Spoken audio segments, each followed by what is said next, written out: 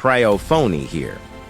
In this quick Android guide, I'll show you how to connect to Wi-Fi using the built-in scan feature. Tired of typing long Wi-Fi passwords? There's a faster way to connect using scanning.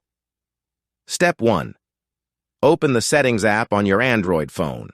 Then tap on Wi-Fi or Network and Internet. Step 2. Turn on Wi-Fi if it is not already enabled. Wait for available networks to appear. Step 3. Tap the scan icon on the top corner. This will start searching for nearby networks or QR codes. Step 4. If a QR code is available, point your camera at it. Your phone will automatically detect the Wi-Fi details.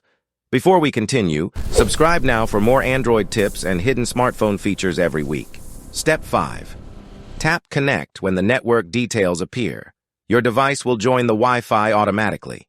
Subscribe to Preyo Phonie for more simple and useful Android tutorials every week.